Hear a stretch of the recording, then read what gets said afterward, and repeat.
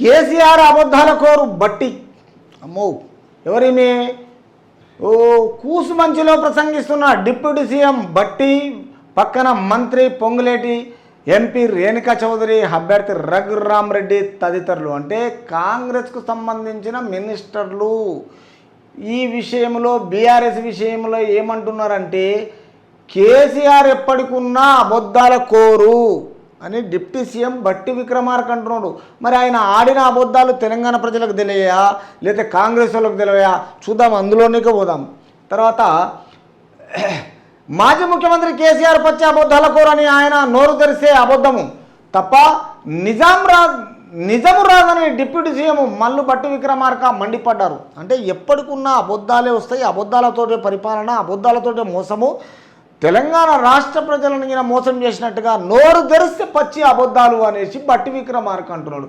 తర్వాత ఆయన నోరు తెరిస్తే ఈ అబద్ధము తప్ప నిజం రాదని డిప్యూటీ సీఎం మల్లు బట్టి విక్రమార్క మండిపడ్డారు. అంటే రాజకీయ నాయకులు ఇంత నిర్లక్ష్యంగా ఇంత చండాలంగా ఇట్లా అబద్ధాలు చెప్పేటోళ్ళు ఉంటారా? అంటే ప్రజలు అంతా గమనించి ఇంత మంచి నాయకుడని ఇంత అవకాశం ఇస్తే 10 ఏళ్ళు ఈ అబద్ధాల కోరుకు మరి ఎట్లా ఇచ్చిండ్రు? ఎవరిని మోసం చేస్తానని ఇచ్చిర్రు? ఖమ్మం లోకసభ కాంగ్రెస్ ఎంపీ అభ్యర్థి రఘురామ్ రెడ్డి తరపున ప్రచారంలో భాగంగా మంగళవారం కుసుమంచిలో నిర్వహించిన రోడ్ షోలో బట్టి ప్రసంగించారు. అంటే ఈ ఖమ్మం లోకసభ కాంగ్రెస్ ఎంపీ అభ్యర్థి రఘురామ్ రెడ్డి తరపున ప్రచారంలో మంగళవారము ఈ కూసుమంచిలో నిర్వహించిన రోడ్ షోలో బట్టి ఈ విధంగా కేసీఆర్ గురించి ప్రసంగించారు. 10 ఏళ్ళు ప్రజలను మోసం చేసినట్లుగా గుర్తించడంతోనే ప్రజలు అసెంబ్లీ ఎన్నికల్లో ఆయనకు తగిన బుద్ధి చెప్పారని తెలిపారు. ఇదైతే తెలంగాణ రాష్ట్ర ప్రజలకు తెలుసు, ప్రతి ఒక్కరు తెలుసు. తగిన బుద్ధి బీఆర్ఎస్లోకి చెప్పే తెలంగాణ ప్రజలను గెలిపించుకున్నారని. కాబట్టి ఈ గెలిపించుకున్న తర్వాత ఇప్పటికీ భ్రమలో ఉండి మళ్ళా అన్ని అంచెలంచెలుగా అబద్ధాల కోరు మాట్లాడుకుంటూ ఈరోజు రెచ్చగొట్టుకుంటూ రాష్ట్ర ప్రజల ముంగరికి ఎంత సిగ్గుచేటుగా ఎట్లా పోతున్నారు. మీరు చేసిన పరిపాలనను తెలంగాణ ప్రజలు ఓడించిన తర్వాత వ్యతిరేకత వచ్చినాక అంటే ఏదో మళ్ళీ సాధిద్దాము, కవిత పోయాడ పరిశాన్ అయిపోతున్నది, ఏదైనా కొన్ని సీట్లు వస్తే మోడీకి మళ్ళీ అప్పచెప్పి కాళ్ళబేరానికి వచ్చేసి రాయబారం చేద్దామనే రూట్లో ఆలోచన చేస్తున్నట్టు దీన్ని బట్టి చూస్తే. తర్వాత 10 ఏళ్ళు మొత్తము ఈ ప్రజలు అసెంబ్లీ ఎన్నికల్లో ఆయనకు తగిన బుద్ధి చెప్పారు. రాష్ట్రంలో విద్యుత్ కోతలు లేకపోయినా కోతలు ఉన్నట్లు ప్రచారం చేస్తారు. ఈరోజు విద్యుత్ కోతలు లేవు, వాటర్ గురించి ఏ ప్రాబ్లం లేదు, ప్రజల గురించి ఏ ప్రాబ్లం లేదు, ట్రాన్స్ఫర్ల గురించి ప్రాబ్లం లేదు, మోటార్ల గురించి ప్రాబ్లం లేదు. కాంగ్రెస్ చేస్తున్నది ప్రజలను ఉద్దేశించి ప్రజల గురించి అప్రూవల్ తీసుకొని చట్టసభల్లో పెట్టి ప్రజల ముందుకెళ్ళి మీరు బంద్ చేసినవన్నీ ఓపెన్ చేసుకుంటూ ప్రతిదీ కళ్ళకద్దినట్టుగా ముందుకు పోతున్నది 5 నెలల నుంచి. కానీ మీరు అబద్ధాల కోరు నోరు తెరిస్తే అబద్ధమే. మీకు తోడు ఆ యూట్యూబ్ వాళ్ళు 4-5 ఛానల్ ఉన్నాయి. అవి జూన్ 4 తారీఖు మధ్యాహ్నం ఎక్కడ ముఖం పెట్టుకుంటాయో ఒకసారి చూద్దామని ఉన్నది. చూడాలి తండ్రి ముఖం ఏడ పెట్టుకుంటుందో మరి, ఏ పచ్చి పులుచుతోటో లేకపోతే ఏంతోటి కుర్దితోటి కడుకుంటాయో తెలియదు. ఎందుకంటే అడ్డంగా దొరికిపోయాడు, నిలువున దొరికిపోయాడు.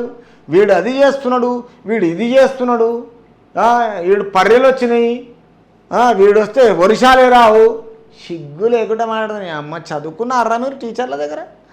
తల్లిదండ్రులకేనా మీరు కరెక్ట్గా వాళ్ళే పెంచిర్రా మీరు బయట వాళ్ళు పెంచిర్రా? మీకు బుద్ధి లేని వాళ్ళు ఈ మాటలు చల్లకుండా పట్టుకొని. రాష్ట్రంలో విద్యుత్ కోతలు లేకపోయినా కోతలు ఉన్నట్టే ప్రచారం. ప్రజలు కర్రు కాల్చి వాతలు పెట్టిన ఆయనలో మార్పు రాలేదని మండిపడ్డారు. అంటే ఓడగొట్టిరంటే కర్రు కాల్చి వాత పెట్టినట్టే కదా. ఈ వాత పెట్టినా కాబట్టి ఇంకా వీళ్ళకి మార్పు రాలే. తాము అధికారంలోకి వచ్చి ముందుకు వచ్చిన ప్రతి హామీని ఖచ్చితంగా అమలు చేసి తీరుతామని స్పష్టం చేశారు. ప్రజలకు చెప్తున్నారు ప్రతి హామీని నెరవేరుస్తాము అని క్లియర్గా చెప్తున్నారు.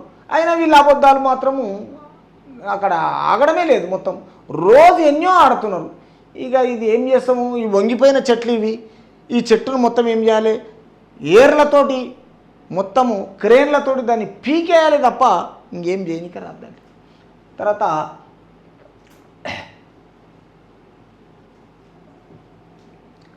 అబద్ధాల బీఆర్ఎస్తో పాటు ప్రజాస్వామ్యాన్ని కూని చేస్తున్న బీజేపీని చిత్తుగా ఓడించి రాహుల్ గాంధీని ప్రధానమంత్రి చేసేలా కార్యకర్తలు కదము తొక్కాలని పిలుపునిచ్చారు. అంటే ఈ బీఆర్ఎస్ వాళ్ళు ఈ 10 సంవత్సరాల నుంచి ఏ అబద్ధాలు చెప్పి పరిపాలన చేసిండ్రో, తెలంగాణ రాష్ట్ర ప్రజలను చేసిండ్రో, వీళ్ళకు అనుకూలంగా ఉన్న ఈరోజు ఒక భారతీయ జనతా పార్టీకి వీళ్ళ సంకరంగా కూర్చున్న కిషన్ రెడ్డికి ఈరోజు కేంద్రానికి మొత్తం అన్ని తెలియజేసి ప్రతి బహిరంగ సభల్లో అబద్ధాలు చెప్పుకుంటా ఈరోజు మళ్ళా ఈ బీజేపీని చిత్తుగా ఓడించాలని, రాహుల్ గాంధీని సీఎం చేయాలని బట్టి విక్రమార్క ఈ ఖమ్మంలో మొత్తము ఈ ప్రధానమంత్రిని చేసేలా కార్యకర్తలు కదం దొక్కాలని ఒక పిలుపునిస్తారు కార్యకర్తలకు, నాయకులకు, అందరికీ. కాబట్టి ఈ విషయంలో ఖమ్మంలో కాంగ్రెస్ అభ్యర్థి రఘురామరెడ్డిని గెలిపించాలని కోరారు. అంటే తెలంగాణ ప్రజలు మొత్తం ఏంటంటే కాంగ్రెస్ మీద ఒక అభిప్రాయం ఉంది, ఒక ప్రేమ ఉంది, ఒక భావజాలం ఉంది. కాంగ్రెస్ను గెలిపించురు 10 సంవత్సరాలు లేకున్నా కానీ తిరిగి ఈ అవినీతి పరిపాలన చేసే బీఆర్ఎస్ ఏంది, ఈ పుట్టకోరు ఈ బీజేపీ ఏంది, ఈ 2 పార్టీలను ఓడించి రాహుల్ గాంధీని ప్రైమ్ మినిస్టర్ను చేయాలని తెలంగాణ రాష్ట్ర ప్రజలకు అండ్ కార్యకర్తలకు, మినిస్టర్లకు, కమిషనర్లకు అంతా ఒక ఉప ముఖ్యమంత్రి బట్టి విక్రమార్కు తర్వాత ఒక పిలుపునిచ్చాడు. పిలుపునిచ్చిన తర్వాత ఖమ్మంలో కాంగ్రెస్ అభ్యర్థి రఘురామరెడ్డిని గెలిపించుకోవాలని ఆ పట్టుదలతో ముందుకు పోయి ఎండలనక వాననక మనుషులు తెలంగాణ ప్రజల గురించి రేపు ఇంకా కష్టంతో డెవలప్ చేయాలి, మనందరం కలిసికట్టుగా అసెంబ్లీలో ఎట్లా గెలిచినాము దానికంటే ఎక్కువ మెజారిటీ ఎక్కువ గెలిపించుకొని ఓట్లు రావాలి, మళ్ళీ మనము ప్రైమ్ మినిస్టర్ని రాహుల్ గాంధీని చేయాలి అని పొంగులేటి శ్రీనివాసరెడ్డి అండ్ రేణుకా చౌదరి వీళ్ళు మొత్తం ఈ ఖమ్మం ఈ బహిరంగ సభలో తెలంగాణ రాష్ట్ర కార్యకర్తలకు, ప్రజలకు పిలుపునిచ్చారు. అయిపోయిందా సార్ ఇంకేమన్నా?